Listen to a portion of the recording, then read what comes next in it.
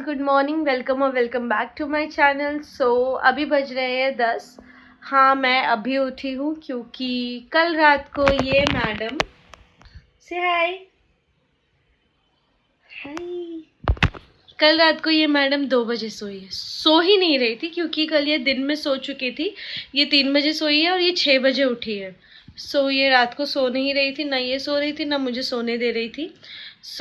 10 बजे उठे हैं हम और अभी अभी नाइशू के मामू का कॉल आया था कि नाइशू को लेके मेरे पास आओ बस। अभी हम जा रहे हैं नहाने। खुशी नहाने गई है, मैं तब तक घर का काम कर लेती हूँ एंड फिर मैं और नाइशा भी नहा लेंगे एंड देन चलते हैं। वी आर रेडी, अभी हम निकल रहे हैं। This is my outfit, shirt is from Colaba and jeans is from Max and ये रहा नाइशू का outfit. This is from Max and ये रही खुशी। इवन खुशी इज रेडी। चलो चलते हैं। कहाँ जा रही हो बेटू? बेबी कहाँ? हेलो। अच्छा, वो खुद को देखने में बहुत ज़्यादा बिजी है।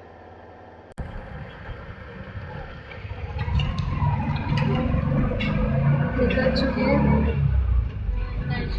She loves auto ride.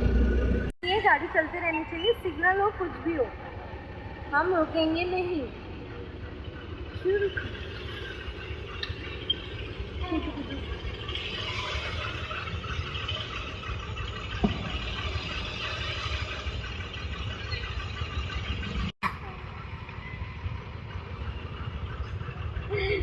Camera देखते ही तुम्हारी चीख बंद हो जाती है।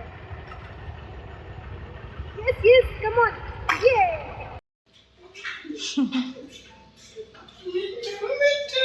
ये नाइशू के मामू।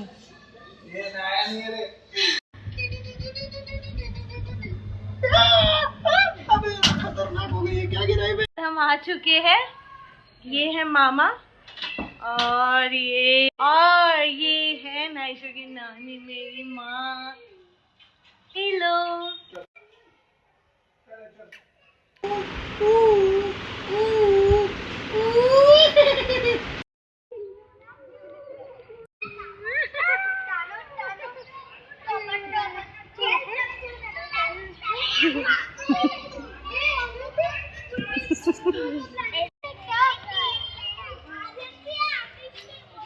नाइशू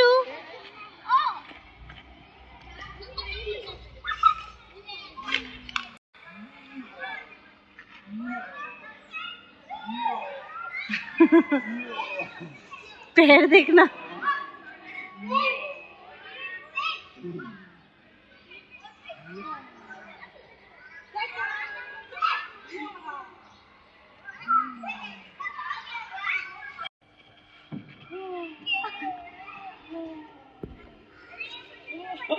छोड़ दी।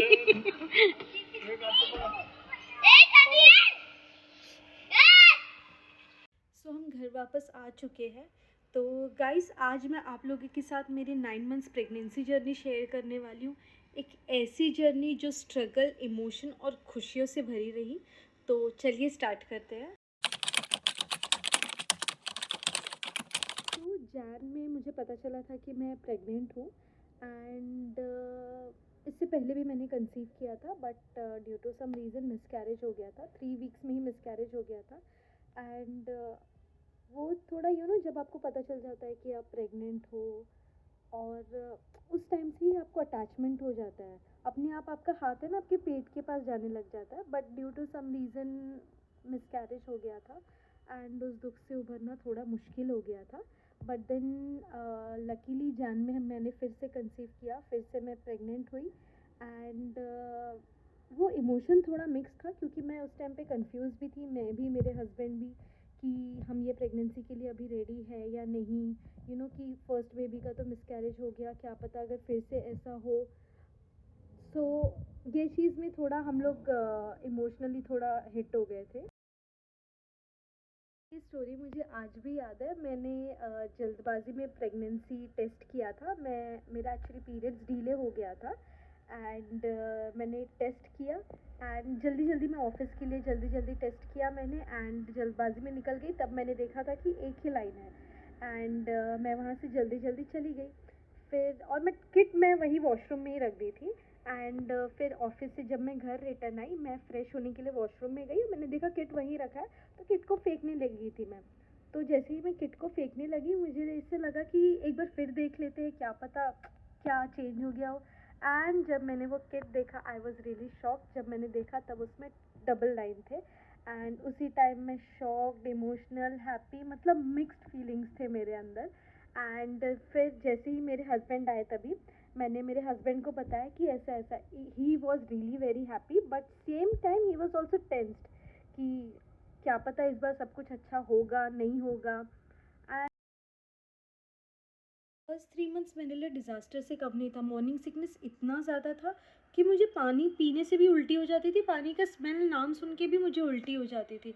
और तड़का, स्पेशली अनियन वाला जो तड़का लगता है उससे, कच्चा रॉ अनियन से भी मुझे स्मेल आता था। एंड मुझे ना खाना बनाना बहुत पसंद है, तो मैं वो तड़का जब लगाती थी ना, ऐसे नाक बंद करके तड़का लगाती थी, फिर भी मुझे स्मेल आ जाता था और मैं फटाक से उल्टी करने भागती थी। और उल्टी करते ही हालत इतनी डाउन हो जाती थी। सो मेरी हालत, वीकनेस इतना ज़्यादा हो गया था कि मैं बहुत वीक पड़ गई थी, मुझे चलना फिरना भी नहीं होता था। So we use to stay in Airoli, and Airoli में हमारे आसपास कोई रिलेटिव नहीं था, ना मेरी फैमिली ना हस्बैंड की फैमिली। हस्बैंड की, मेरे इन लॉज जो है वो सब बिहार में रहते हैं, बिहार लखीसराय। एंड वैसे आप में से कौन सा बिहार से है एंड लखीसराय जानते हैं, प्लीज़ कमेंट करें। My husband is from Lakhisarai and I am from Darbhanga, Madhubani Darbhanga. उसके बाद जब परेशानी ज़्यादा बढ़ गई थी, तो हमने फाइनली डिसाइड किया कि वी विल मूव पनवेल। हमने पनवेल शिफ्ट किया, मेरे मॉम डैड के पास आ गए हम। एंड देन चीज़ें थोड़ा स्मूथ हो गई। सेकेंड ट्राइमेस्टर, उल्टियाँ तो मेरे डिलीवरी तक होती रही, उल्टियाँ तो मेरी कभी बंद ही नहीं हुई। क्रेविंग्स मेरी सेकेंड ट्राइमेस्टर में भी स्टार्ट नहीं हुई थी। लोग कहते हैं ना कि फर्स्ट ट्राइमेस्टर में क्रेविंग्स नहीं होता, सेकेंड ट्राइमेस्टर में स्टार्ट होता है। नहीं, मेरी सेकेंड ट्राइमेस्टर तक भी स्टार्ट नहीं हुई थी। इनफैक्ट ये स्टेज पे मैंने नॉनवेज खाना बंद कर दिया था। मुझे नॉनवेज बहुत पसंद है, स्पेशली चिकन। मैंने बंद कर दिया था क्योंकि मुझे उसमें से ना स्मेल आने लग गई थी। ना तो मुझे खाना पसंद था, ना तो मेरे आसपास कोई खाए, मुझे वो पसंद था। फिर उसके बाद में एक सीक्रेट है जो मैं आज ये वीडियो में बोल रही हूँ, मेरे हस्बैंड को भी नहीं पता, इनको ये वीडियो से पता चलेगा। And after watching this I guess मेरा तो आज मर्डर होने वाला है। मेडिसिन जो डॉक्टर मुझे देते थे, मैं वो मेडिसिन कभी खाई ही नहीं, मैंने कोई मेडिसिन कभी नहीं खाया। मुझे वो मेडिसिन देख के ना घिन आता था, मतलब नॉर्मली भी आता है, प्रेगनेंसी में तो और आने लगता है यार। मैं क्या करती थी, हस्बैंड के सामने मैं वो मेडिसिन ले लेती थी एंड मैं खाने की एक्टिंग करती थी। एंड जैसे ही हस्बैंड देखी थोड़ा इधर उधर हुए, मैं वो मेडिसिन फेंक देती थी। Here comes third trimester. Third trimester में फाइनली मेरी क्रेविंग स्टार्ट हुई। क्रेविंग्स मेरी स्टार्ट हुई, मुझे सबसे ज़्यादा क्रेविंग होता था मीठा खाने का। मुझे मीठा बिल्कुल पसंद नहीं है वैसे, बट मुझे रसगुल्ला रसगुल्ला भी मुझे बिल्कुल बिल्कुल बिल्कुल नहीं पसंद। मुझे गुलाब जामुन पसंद है, वो भी 1 से 2 पीस गरम गरम। मैंने ये थर्ड ट्राइमेस्टर में रसगुल्ले एकदम भरपूर मंगा मंगा के खाए हैं। एंड पिस्ता वाला कुल्फ़ी आता है, मुझे वो पिस्ता कुल्फ़ी भी काफ़ी पसंद थे। एंड उसी के साथ मुझे ना ये 9 महीनों में ना मुझे हेडेक भी काफ़ी तगड़ा होता था यार, जो 7th या 8th मंथ में आने के बाद बंद हो गया। तो एक बार ऐसे ही मैं ऑफ़िस में, मुझे हेडेक हो रहा था एंड मैं मेडिसिन लेने गई। मैं डाइक्लोज़ाम मेडिसिन लेती थी एंड ज़ेनो हेल्थ में मैं काम करती थी, मोस्टली वहाँ पे सारे फार्मासिस्ट हैं। उस टाइम पे सब लोग मेरे ऊपर गुस्सा होने लग गए कि this is not good for you, ये मेडिसिन तुमको प्रेगनेंसी में नहीं खाना चाहिए। तो उसके बाद मैंने वो मेडिसिन खाना बंद कर दिया। एंड देन वैसे ही मेरे को 7th मंथ में एक बार हेडेक हुआ और बहुत तगड़ा हेडेक हुआ था। मैं ऑफ़िस से आई और मैं सीधा बेडरूम में आके सो गई। मेरे हस्बैंड को पता नहीं था कि मुझे हेडेक हो रहा है। ही थॉट कि शायद ऑफिस से आई है, थक गई है। एंड उस time I was just crying and I was praying कि कहीं से भी मम्मी आ जाए, मम्मी आ जाए। इस टाइम पे सबसे ज़्यादा अगर तुमको किसी की ज़रूरत होती है तो 1 your husband and 2nd your mom. She is like a blessing to you. And suddenly ऐसा लगा जैसे भगवान ने मेरी सुन ली एंड मम्मी आ गई। उसके बाद मम्मी ने मुझे तेल मालिश किया, हेड मसाज दिया, ठंडे ठंडे पानी से सर पे डाले। तब जाके मैं मम्मी की गोद में सर रख के वहीं पे सो गई, तब जाके मुझे थोड़ा शांति मिला। उसके बाद मेरे में हिम्मत नहीं थी डिनर विनर कुछ भी बनाने की। My husband was so supportive, he still supportive, but ये 9 months he was so supportive कि उन्होंने कभी मुझे ज़िद नहीं किया कि तुम ये बना दो या वो बना दो। इनफैक्ट वो खुद से जाते थे बनाने के लिए, कुछ भी बर्तन वगैरह रहता था तो वो दे देते धो देते थे। मेड रख ली थी हमने, फाइनली मेड रख लिया था। मेरा मन नहीं करता था मेड रखने का, क्योंकि मुझे ऐसा लगता था कि मैं घर पे ही हूँ। मैंने 7th मंथ में वैसे मैटरनिटी लीव ले लिया था, सो मुझे ऐसा लगता था कि मैं घर पे ही हूँ, मैं पूरा दिन क्या करूँगी। फिर भी उन्होंने ज़िद करके मेड रखवा दिया, एंड खाना वगैरह मोस्ट प्रोबेबली वही बनाते थे, या तो मेरी मम्मी, मासी, मामी, ये लोग मुझे खाना भेज देते थे ताकि मुझे खाना बनाना ना पड़े, क्योंकि आई टोल्ड यू मुझे वो स्मेल से भी उल्टी आती थी। फिर उसके बाद ये ख़त्म हुआ। देन 7th या 8th मंथ में, 7th मंथ में मेरे देवर आए हुए थे। ही स्टेज इन सूरत। सो देवर आए थे तो वो जा रहे थे, तो मैंने और मेरे हस्बैंड ने ना उनको ज़िद किया कि नहीं नहीं आप आज यहीं रुक जाओ, कल हमें ना डे आउट प्लान करते हैं, कल हम मूवी जाएंगे, पॉपकॉर्न खाएंगे, मस्त लंच डिनर करके रिटर्न घर आएंगे। तो वो मान गए फाइनली और वो रुक गए। गेस व्हाट, 7th मंथ में मेरा वाटर ब्रेक हो गया। उसी रात को हल्का हल्का पानी लीक होने लग गया था। तब मैंने इतना ध्यान नहीं दिया था, मुझे पेन हो रहा था। मैंने मेरे हस्बैंड को बोला था कि शायद वाटर लीक हो रहा है कि क्या, एंड मुझे थोड़ा पेन भी हो रहा है। लेट हो चुका था तो मैं सो गई।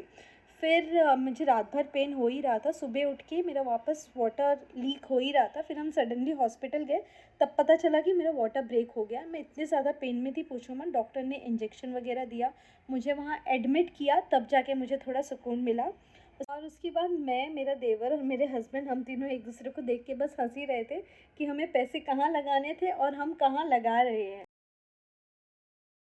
तो मेरा ना क्या था, नाइशा है ना मेरे पेट के एकदम नीचे आ गई थी, एंड बेबी वेट थोड़ा ज़्यादा था, जिसकी वजह से ना मुझे करवट लेना मेरा एकदम मुश्किल हो गया था। ना मैं प्रॉपर चल पाती थी, ना उठ पाती थी, ना बैठ पाती थी, और करवट तो मैं बिना किसी के सहारे ले ही नहीं पाती थी।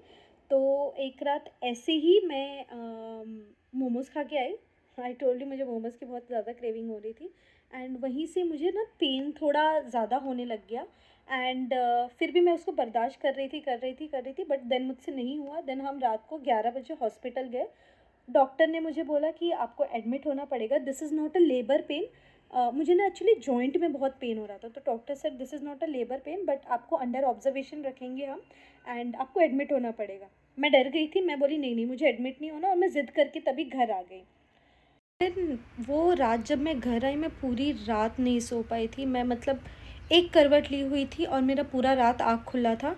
मेरे में इतनी हिम्मत भी नहीं थी कि मैं मेरे हस्बैंड को उठाऊँ और उनको बोलूँ कि मुझे करवट चेंज करवा दो, बिकॉज़ वो खुद थका हुआ था यार, और उनके ऑफ़िस में ना उस टाइम पे बहुत काम हुआ करता था। सो मुझे ऐसा लगा कि मैं उनका नींद क्यों डिस्टर्ब करूँ। सो मैं उस रात बहुत ज़्यादा दर्द में थी। सुबह 7 बजे उठते ही मैंने कहा कि मुझसे अब बर्दाश्त नहीं हो रहा, अब मुझे हॉस्पिटल जाना पड़ेगा।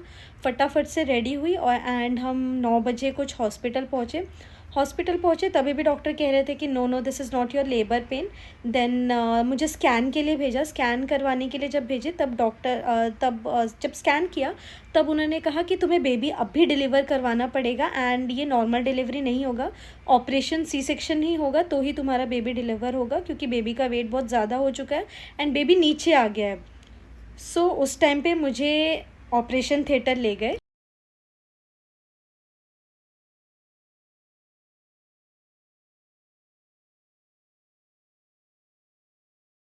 12:30 को एग्जैक्ट मुझे ऑपरेशन थिएटर में लेके गए, एंड मैं उतने ज़्यादा होश में नहीं थी। डॉक्टर ने मुझसे पूछा कि आपको क्या चाहिए, लड़का चाहिए कि लड़की चाहिए। आई सेड कुछ भी हो जाए इस टाइम पे, बस बच्चा निकाल दो, बट मुझे लड़की चाहिए। सो डॉक्टर ने मुझे बोला कि आर यू रेडी। मैंने बोला येस। उस टाइम पे ना दिल थोड़ा ऐसे दुख दुख दुख दुख दुख दुख दुख हो रहा था। फिर उसके बट मुझे फील तो कुछ नहीं हो रहा था, पर ये था कि यार मेरा अपना बच्चा आ रहा है। फिर उसके बाद में डॉक्टर ने बोला 3, 2, 1 एंड मुझे ऐसा बेबी दिखाया। उस टाइम मुझे कुछ फ़ील नहीं हुआ, ऑनेस्टली मुझे कुछ फ़ील नहीं हुआ। उसके बाद डॉक्टर ने जब बेबी को मेरे पास लाया, उन्होंने मुझे ये नहीं बताया था कि लड़का है या लड़की, बेबी गर्ल है या बेबी बॉय। मैंने क्या किया, मैंने सबसे पहले बेबी का पैर लिया और पैर ऐसे सब सेपरेट करके मैंने देखा कि वो लड़का है या लड़की। फिर उसके बाद में मुझे पता चला कि she is a baby girl. फिर डॉक्टर ने मुझे यहाँ पे बेबी को दिया, और वो फर्स्ट किस मैंने नाइशू को दिया तभी गाल पे। वो रो रही थी, जैसे ही मैंने नाइशू को ऐसे टच किया और नाइशू को मैंने किस किया, वो शांत हो गई और मुझे इतना सुकून मिला। 2:56 था वो टाइमिंग।